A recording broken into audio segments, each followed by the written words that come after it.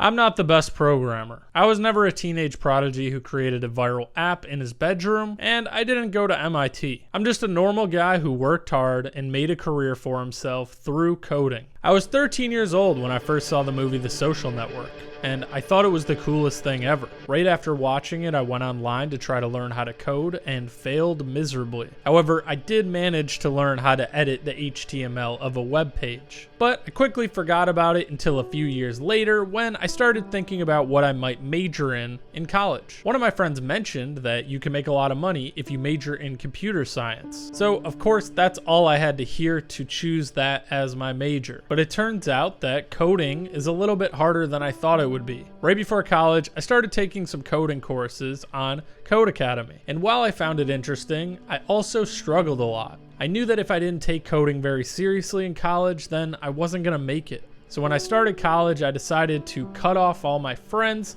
and basically my entire social life to learn how to code. I was paying a lot of money for college, so I figured I need to try my best. And luckily, with a lot of hard work and studying, I ended up getting straight A's my first semester and was offered a position as a computer science tutor. However, when it came to getting an internship after my first year, a lot of friends and people I knew were getting internships at huge companies, and I was getting rejected. That's when I knew I would have to work even harder. So I continued with my studies while constantly practicing and working on side projects. But even with all the practice, I still had a tough time landing an internship my second year. And this is because I would fail all my coding interviews. And no, coding interview resources were not as abundant back then. So I decided to take matters into my own hands, and I constructed this heartfelt message and started spamming different employees on LinkedIn at different companies saying, hey, can I please intern for you? I really need an internship. Luckily, the head engineer of a startup in New York City said, yeah, sure, you can come intern.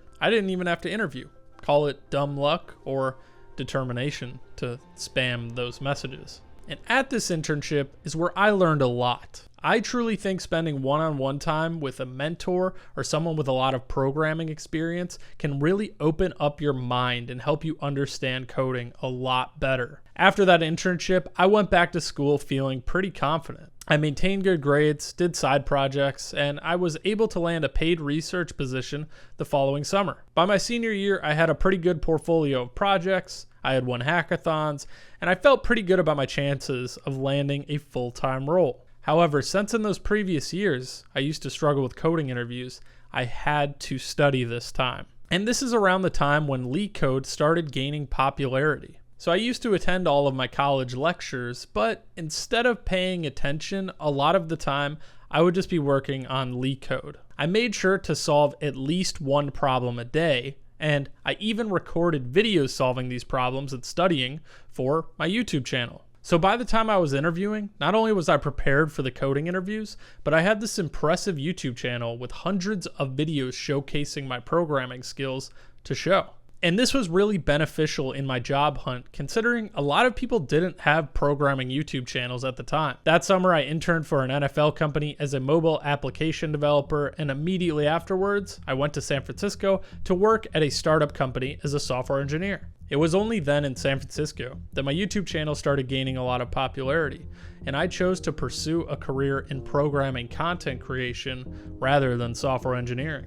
And this was the best decision for me because I'm my own boss and I'm able to experience and pursue interests that other people aren't able to because they have to work. While creating content, I worked with various companies on different things. Throughout my career, I've been an algorithms instructor, a developer advocate, a software engineer, a freelance programmer, and I've even started my own companies. I've been able to work on so many different things with so many different people because I chose to make my own path. Whether it was web dev, mobile dev, machine learning, marketing, or even public speaking, I've been able to do it all. So no, I'm not the best programmer and I'm no coding genius, but I work very hard and it has allowed me to forge my own career path in this industry based on my interests. I wanted to make this video to show you guys that you don't have to be a prodigy programmer to have a successful career in tech. You don't need to work at a top company, and you don't even need to follow the crowd. If you work hard and follow your passions, then you will have a career. And even if you find coding hard, I don't think you should be discouraged from the tech industry. There are so many opportunities out there right now that don't require you to be the best programmer.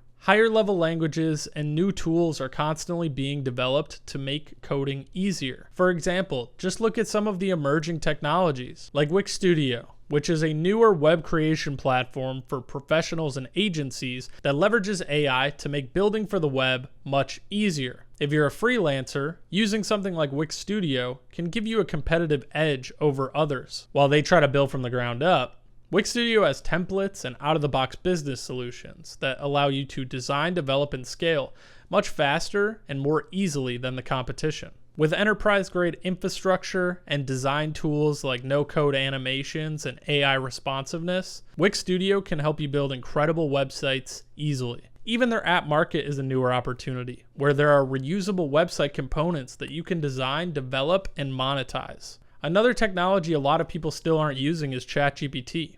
You should leverage ChatGPT while you code. It saves a lot of time instead of Googling and trying to piece information together. There's also so much more opportunity to integrate this AI technology into existing applications or ideas. Now, I'm not telling you to do these exact things and try to make a career out of it. I'm just explaining all of the opportunity out there for people who are passionate and are willing to work hard. You don't need to be an expert at C programming and use Vim to be successful. You just need to find something that you're interested in and figure out how to monetize it. Remember, I'm just a regular guy, and I've been able to make a career for myself. So, you can too. If you enjoyed the video, please like and subscribe to the channel and drop some comments below. I'll read them and try to respond. Until next time, see you guys later. Peace.